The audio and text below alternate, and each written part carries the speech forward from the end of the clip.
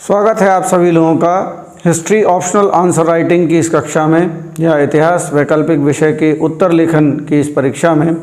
तो जैसा कि आप सभी लोग जानते हैं कि हमारे काफ़ी सारे आंसर राइटिंग प्रोग्राम्स चल रहे हैं, उनमें से एक इतिहास का भी उत्तर लेखन का प्रोग्राम है और हम अपने सभी प्रकार के उत्तर लेखन कार्यक्रमों में आपको वीडियो सपोर्ट भी देते हैं।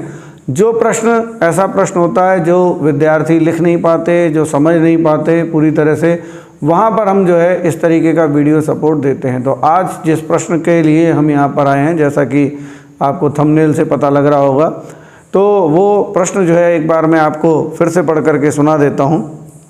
प्रश्न है, neither Alexander the great and Napoleon could have won the empire of India by starting from Pondicherry as a base and contending with the power which held Bengal and command of the sea। तो ये हमारा प्रश्न है। प्रश्न था, ना तो सिकंदर महान और ना ही नेपोलियन एक ऐसी शक्ति से जीत सकता था जिसका आधिपत्य बंगाल पर हो और समुद्र पर भी जिसका प्रभुत्व हो। तो इस तरीके का प्रश्न जो है पूछा गया था और इस पर कमेंट करने के लिए कहा गया था। तो किस तरह से, ज़्यादातर लोग इस प्रश्न को समझ ही नहीं पाए, तो किस तरह से इस प्रश्न को समझना है। इस प्रश्न को समझने के लिए सबसे पहला जो आप लाइन लिखेंगे जिस पे आपको नंबर मिलना शुरू होगा वो ये कि प्रश्न में दिया गया कथन, the statement given in the question is related with Anglo French war और कर्नाटक वॉर्स। यानी प्रश्न में दिया गया जो स्टेटमेंट है, जो कथन है, वो कर्नाटक युद्धों या आंग्ल फ्रांसीसी युद्धों से संबंधित है। जो मैं आपको बताता जा रहा हूँ, जैसे हमेशा मैंने बताया है कि एक पूरा स्ट्रक्चर आपको दिखाता हूँ, पूरा बताता हूँ कैसे लिखना है। एक एक लाइन आप मेरी ध्यान से सुनिए और उसको लिखने का प्रयास कीजिए, और लिखने का प्रयास ही नहीं करिए, पूरा लिख लीजिए, यही आंसर लिखना है आपको। तो ये प्रश्न आपको 150 शब्दों के लगभग में आपको इसका उत्तर देना है।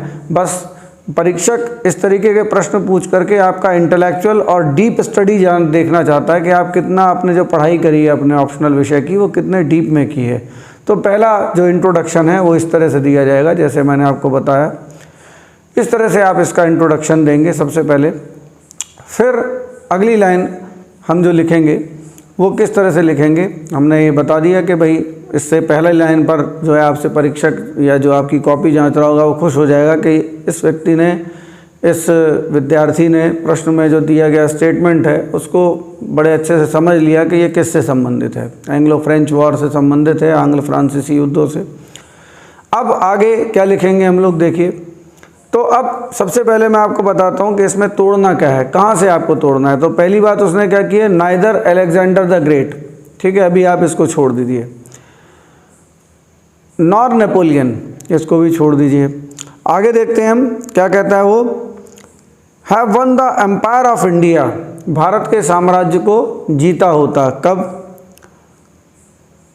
Bye starting from the Pondicherry. अब इस लाइन को, क्योंकि ये बहुत सारी चीज़ें, अब देखिए पौंडीचेरी जो दिया गया है, bye starting from the Pondicherry, Pondicherry से प्रारंभ करके, ठीक है ना, या पौंडीचेरी को आधार बना करके, पहले इस चीज़ को ध्यान देंगे, इसको इंगित करना बहुत ज़रूरी है, इसको आइडेंटिफाई जरूर करेंगे जब तक क्वेश्चन में, जितना ज़्यादा आप डीप में जा करके उसके सारे हिस्सों पर आप चर्चा करके आएंगे, जितना ज़्यादा उसको डीकंस्ट्रक्ट करते जाएंगे स्टेटमेंट को, उतना ही अच्छा मार्क्स उसको मिलेगा। तो पहली लाइन नोट कर लीजिए, पौंडीचेरी से शुरुआत करके, ठीक है। आगे देखिए क्या कहता है, as the base contending with the power which held Bengal, ऐसी पावर के साथ जिनके पास बंगाल, जिनका अधिकार बंगाल पर था, एंड कमांड ओवर द सी, जिनका प्रभुत्व समुद्र पर भी था। तो अब कमांड ओवर बंगाल और इसके बाद समुद्र पर उनका अधिकार, ये दो बातें। तो अब ये कौन सी शक्ति थी भाई, अब देखेंगे कि पौंडीचेरी पर कौन सी शक्ति थी। तो आप देखेंगे फ्रांसीसियों का जो आधार था वो पौंडीचेरी पर था, ठीक है। तो अगली लाइन में आप ये देखेंगे कि जैसा हम देखते हैं आंग्ल फ्रांसीसी युद्धों में, फ्रांसीसियों का जो गढ़ था, फ्रांसीसियों का जो केंद्र था, the centre of French company was Pondicherry. तो पौंडीचेरी से उनकी शुरुआत थी, and Pondicherry has very limited resources at that time. Pondicherry के पास बड़े सीमित स्रोत थे, ये आप लिख सकते हो। पर आंग्ल फ्रांसीसी युद्धों के चलते जब आंग्ल फ्रांसीसी युद्ध हो गए उसके बाद फिर अंग्रेज़ों ने जो उसी बीच में जो युद्ध किया, वो युद्ध जो था वो बंगाल में पलासी का युद्ध था। और पलासी और बक्सर के युद्धों पर को करके अंग्रेज़ों ने बंगाल पर अपना कब्ज़ा जमा लिया था। तो बंगाल पर किसका आधिपत्य था? अंग्रेज़ों का। तो ये आप दिखाएंगे। वहीं दूसरी ओर इन्हीं आंग्ल फ्रांसीसी युद्धों के दौरान अंग्रेज़ों का आधिपत्य बंगाल पर हो गया था। ये लाइन आप वहाँ पर लिखेंगे, मेरी बात ध्यान से सुनते जाएंगे और स्टेटमेंट को कैसे। तो अब दो चीज़ें आपको दिखानी है। पहला, बंगाल के आधिपत्य के बाद, क्योंकि पहले उन्होंने बंगाली दिया ना, हेल्ड ओवर बंगाल, बंगाल पर आधिपत्य था। तो सबसे पहले आप बंगाल के बारे में, तो अब आप समझ गए होंगे। तो अब क्या करना है, देखिए अब देखिए क्वेश्चन किस तरह से पूछा जाता है। पहले क्या होता था, जब 600 प्रश्नों में आपको 600 शब्दों में उत्तर देना होता था तो आपको काफ़ी सारा लिखना होता था। वो डायरेक्टली इस तरह से प्रश्न पूछते थे कि आंग्ल फ्रांसीसी युद्ध में फ्रांसीसियों के हार के कारण लिखिए। अब क्या करते हैं, किसी उसके एक हिस्से को ले करके उठा कर से उल्टा करके प्रश्न बना देते हैं। इस प्रकार से प्रश्न रखा जाता है कि आप उस संदर्भ को सबसे पहले समझ नहीं पाते हैं। तो आप समझ गए कि पहला संदर्भ क्या है। पहला संदर्भ है बंगाल पर जो अंग्रेज़ों की विजय थी, उसको victory of Bengal by British company. तो ये पहली बात आपको आएगी, तो ये आप लिखेंगे। और वहाँ विजय प्राप्त करने के बाद इतना सारा कुछ धन दौलत, जो वेल्थ थी, इतना जो मैन पावर थी, इंग्लिश में आप लिखेंगे मैन पावर, वेल्थ सपोर्ट, जो भी कुछ मिला, इतना सब कुछ, उससे जो इंग्लिश आर्मी थी या ब्रिटिश जो थे वो फ्रांसीसियों की तुलना में in comparison of French company they became very superior and very powerful. तो ये लाइन आप वहाँ पर के लिख करके आएंगे बहुत अच्छे से। तो आपको ये वाला स्टेटमेंट अपनी तरह से इलेबोरेट करना है। आप अपने आप लेंगे, आपको बात समझ में आ गई। दूसरी बात जो थी वो है नवल, यानी नेवी जो थी उनकी, नेवल जो पावर थी, यानी कि समुद्र पे जो शक्ति थी, ये भी इन युद्धों के बीच में स्पष्ट हो चुकी थी कि ब्रिटिश जो हैं जो वो समुद्र में फ्रांसीसियों की तुलना में ज़्यादा शक्तिशाली हैं। तो अब ये बात आप एक बार कह देंगे, इसका उदाहरण दे दीजिए किसी युद्ध से। वो आप जब आप अपना स्टडी मटेरियल पढ़ेंगे तो वहाँ आपको मिल जाएगा। अच्छी बुक से पढ़िए तो और अच्छा रहेगा, ठीक है ना। अगर आप बुक मांगेंगे मुझसे कमेंट बॉक्स में तो मैं बुक आपको सजेस्ट कर दूंगा कौन सी बुक आपको पढ़नी है। आप लोग ज़्यादातर नोट्स पढ़ते हैं, इसलिए मैं बुक की चर्चा नहीं करता हूँ। फिर भी अगर आपको ज़रूरत है तो आप कमेंट बॉक्स में पूछ सकते हैं मुझसे, आपको समझ में आएगा। देखिए सबसे पहली बात, एक अच्छा आंसर जो होता है वो ध्यान रखिएगा, वो बहुत ही फ्लो में होता है। और फ्लो का मतलब होता है कि हर एक हिस्सा दूसरे के साथ कनेक्टेड होता है और आगे बढ़ता जाता है, और इसी चीज़ को एग्जामिनर जो है पढ़ता है। अगर आपका जो आंसर है वो कटा टुकड़े टुकड़ों में आएगा तो एग्जामिनर को पढ़ने में मज़ा नहीं आएगा। तो पहली बात और दूसरी बात, दोनों बातें मैंने क्लियर कर दी अभी। लेकिन कई लोग क्या करेंगे, जिनको समझ में आ गया होगा वो कह देंगे इसलिए ये स्टेटमेंट सही है। नहीं, अभी बहुत कुछ रह गया है। अब रह क्या गया है कि हम लोग कुछ दोष जो है डुप्ले पर मढ़ते हैं कि डुप्ले के कारण जो है वो हार गई, फ्रेंच जो कंपनी थी वो हार गई। कई लोग डुप्ले पर भी, तो यहाँ पर फिर एक स्टेटमेंट आता है, वो एक डुप्ले होता या बुसी होता। अब ये आप जब पढ़ेंगे उसको डिटेल में आपको पढ़ना होगा, या दोनों साथ में भी मिल जाते। चाहे काउंट डी लैली होता जो आया बाद में, ये कोई भी व्यक्ति उस शक्ति के साथ नहीं संघर्ष कर सकता था या युद्ध कर सकता था, ना विजयी हो सकता था। नाइदर डुप्ले नॉर डुप्ले और बुसी और काउंट डी लैली could have one with the power. ये बात आप फिर आगे लिखेंगे, इसलिए इनके ऊपर दोष मढ़ना। तीसरा जो स्टेटमेंट है छुपा हुआ वो है कि जो इनके ऊपर दोष मढ़ा गया कि इनकी वजह से युद्ध हारा गया, चाहे वो डुप्ले था, चाहे वो बुसी था, चाहे ये दोनों मिल जाते साथ में। आप जब युद्ध पढ़ेंगे, इतना तो मैं यहाँ नहीं समझा रहा हूँ, आप बुक पढ़ेंगे तो आपको समझ में आ जाएगा घटनाक्रम।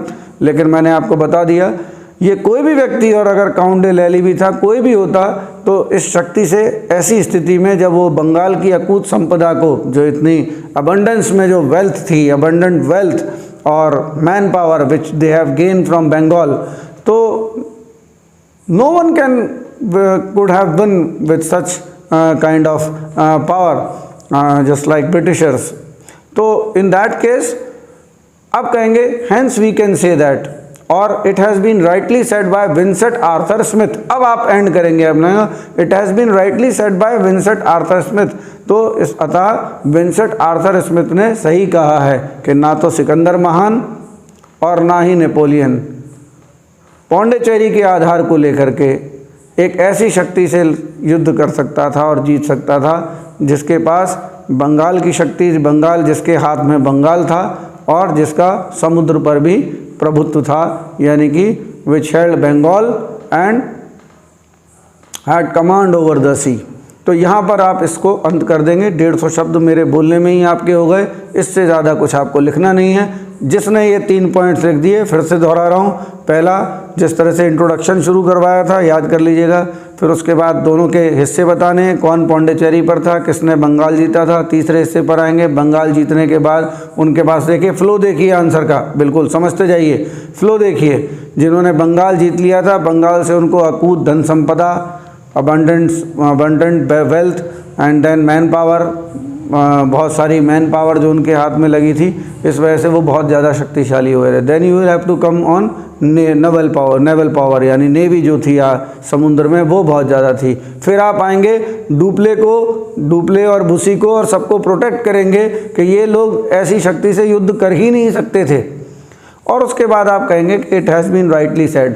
आप चाहो तो एक लाइन और जोड़ सकते हो, थोड़ा सा ज़रूरत नहीं है, लेकिन जोड़ना चाहो तो और भी बहुत सारे कारण थे अंग्रेज़ों के जीतने के, आप कह सकते हो, लेकिन फिर भी इसके बाद आप एंड करोगे it has been rightly said by Vincent Arthur Smith और यहीं पर युद्ध कर देंगे। तो आशा करता हूँ कि आपको बड़ा मज़ा आया होगा इस आंसर राइटिंग की क्लास में कि किस खूबसूरती से मैंने आपको आंसर बैठे बैठे लिखना सिखाया है। मज़ा आ गया होगा। ज़रूरी नहीं है कि बोर्ड उठा करके बताया जाए, आप ध्यान से सुनिए।